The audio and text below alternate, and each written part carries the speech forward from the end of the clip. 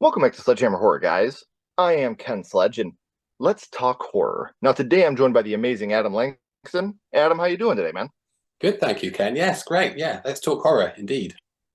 Well, I'm super excited to have you here. I love to talk with composers. I love to talk with DPs. I love to talk with wardrobe because you guys really are the unsung heroes in a lot of these films. So, how did you get your start composing? Composing. I suppose, do you mean composing for film or just composing in general? Yeah, for film. Yes, I'm sorry. For film, it was a school friend. So yeah, I'm casting my mind back now because it was years ago. But really, it was a couple of school friends. I went to a couple of different schools, and one of them made a short film when I was at university, in fact, studying composition. I was doing that already, and he had a short film he'd made. So I worked with him on that. I did the music for that, and then a few years later, my first feature film was a horror film called Dead Wood, and it was another friend from school who contacted me for that as well because actually been involved as the composer, and he was sort of, he wanted some help with it basically, I think. So we worked together. Then he went on to be a director. So it was actually, yeah, in two cases, it went back to school friends, which is quite a coincidence, but probably not that uncommon, maybe. Right. Well, how long have you been playing music and composing music in general? In general, I started piano as a kid, as a 7-year-old, and then composing probably a few years after that, I'd say. So yeah, a long time. Awesome. And I love the fact that you've gravitated towards film because without music and film, a lot of the moments that we live for, a lot of the moments that we watch don't mean anything without that score to encapsulate us. And I don't just mean like a sad moment or a tense moment. One of the biggest, mind blow things to me is John Carpenter could not sell Halloween until he created that score. That is what sold Halloween to people was just that opening score. Wow, that's amazing, isn't it? And he actually incredible that and he's done that on like most of his films. And he wrote the score and wrote the film and directed the film.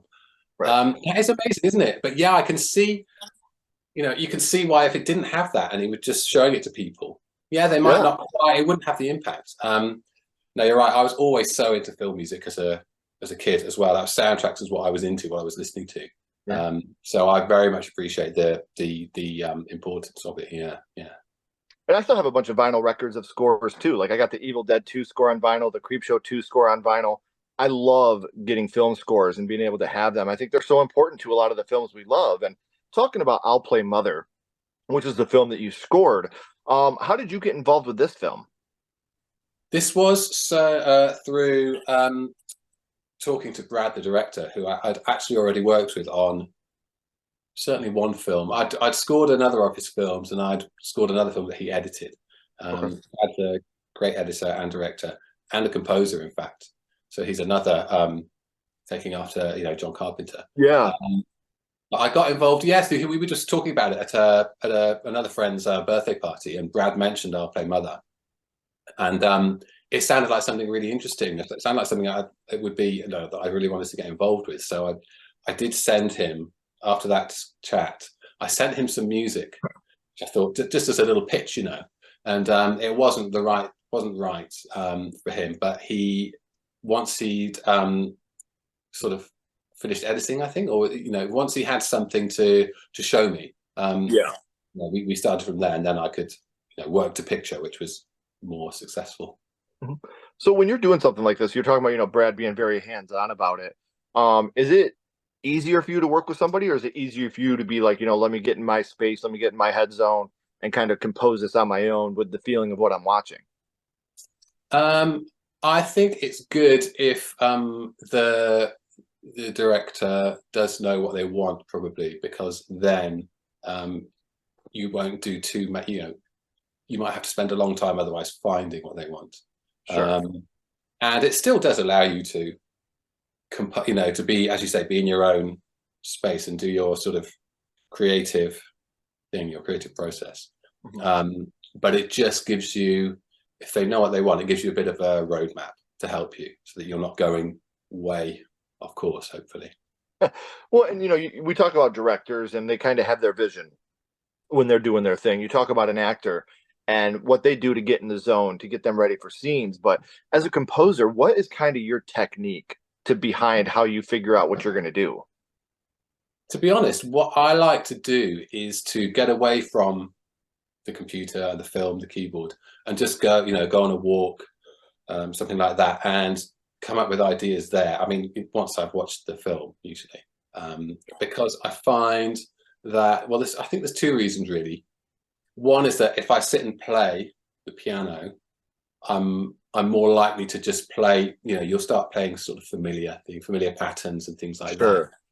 And the other reason is that if it's a film that needs like a theme, which Brad usually wants, I find that if I can come up with something when I'm away from the piano and I'm out on a walk, and I can bring it home and I can still remember it, and I'm sort of carrying it with me, I think there's more of a chance that an audience might remember it and carry it with them as well, because Right. it means it's going to be quite a simple idea as well. It's not going to be too complicated if I'm just coming up with it while I'm out and about, which can also be helpful, for people.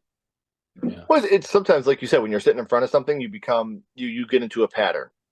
And when you're working on movies that have themes, you kind of want to match those themes with your score. You don't want something that's too light or too upbeat if something's super dark and super gnarly. So I totally understand where you're coming from on that too, because a score can make or break a film.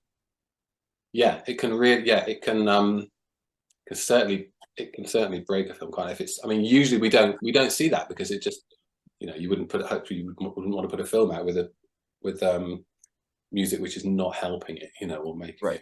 it being detrimental. So we usually don't see that. But yeah, it does have it can have a big effect. Horror, especially, music can play quite a big part of it sometimes, can't it? Yes. And sometimes even like we were talking earlier about Carpenter, sometimes the absence of score, like in The Thing, where he completely drops everything, and that also really helps to bring on that anxiety and that dread when there's absolutely nothing behind you going. So, we've talked about I'll Play Mother for a little bit, but here for a little bit, guys, I do want you to check out a little bit of it. So we're gonna play you the trailer real quick for I'll Play Mother. Elijah? Mia!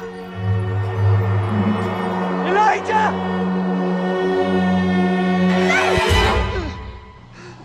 Don't do that. We were ready to be a family. Yes, we are. The siblings that the family finder paired you with a few months ago Welcome home.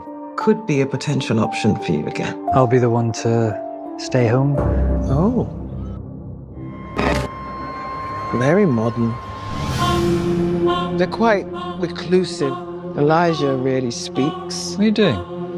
And as for Mia, she can surprise you. No one's ever really watching Elijah.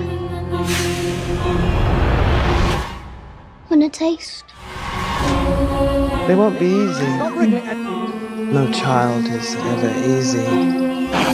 What am I supposed to do? You need to remember why we're doing this. What's that? Hangman. In no time, the children will be fine. Elijah. What is this? I want you to leave our mummy alone. Mr. Pandey? Can you tell me how their mother died? Was there nothing unusual? The children will settle. The children will settle. Who's the hangman? That's me.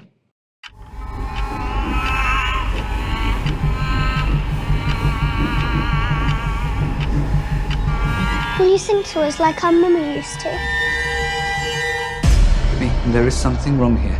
You shouldn't be scared of dead things. They always come back. Sing like our mother. Stop. There's something wrong with the children. Sing like her. You really like her. I'm not Mummy! I'm not Mummy! All right, guys. So we've been talking about I'll Play Mother. Now you've seen the trailer for I'll Play Mother. But what do you think, Adam, is, if you could be a non-spoiler synopsis, just a couple sentences about the film, what would you say?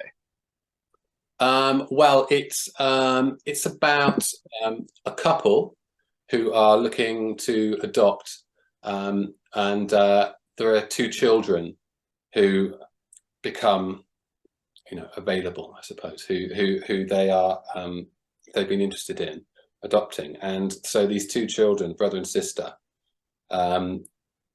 join the family. They go, they move in, they join the family of the couple, and mysterious, spooky things start happening. And we're never quite sure really until the end what's going on, or even who's the who's the villain, what's happening. I think that's how I'd sum it up. Right. Well, and like I said, guys, you could check that out. But before you do that, Adam, when we're talking about composing, much like being an editor, there's a lot that goes into it. This isn't something where you go in, you do your take, and you're done. This isn't anything like that. But how long does it normally take you to score a full feature film? As long as I'm allowed to spend on it. Usually, I would like to spend, whatever that amount of time is, it will take me.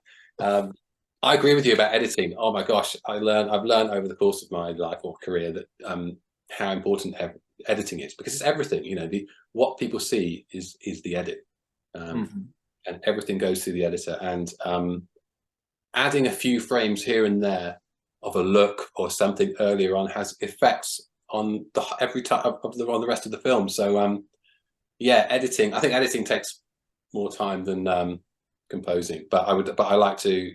I would spend as long as I could composing. Well, and that's something else we've talked about. The directors, the actors, they get all the praise.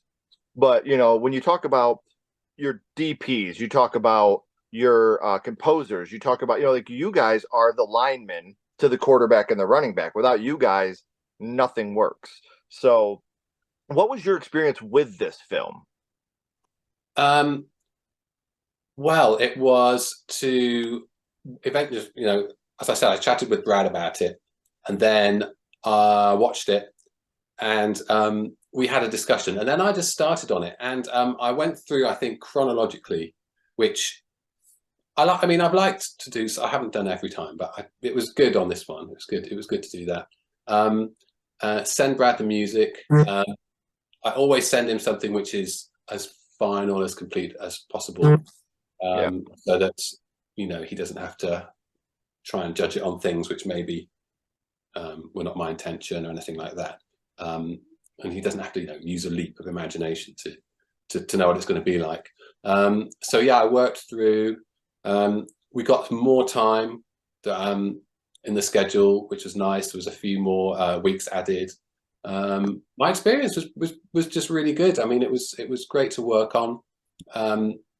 Nothing I did was rejected. So that was good. Right. And the big thing with this too is, like I said, it's always a team effort and seeing what can happen with a team to make it go. So you guys can also check the movie out by clicking the links down in the description. So make sure you're checking the film out because it is available now. So Adam, I do want to thank you again so much for coming on and sharing with us. But please don't go anywhere, my friend. I do got a couple questions for you. Everyone else, if you haven't already, please like, comment, and subscribe. It does help build the channel more than you know. And follow Sledgehammer Horror on social media. Our links are in the description as well. But until next time, keep talking horror, stay what you are, and we'll see you guys soon.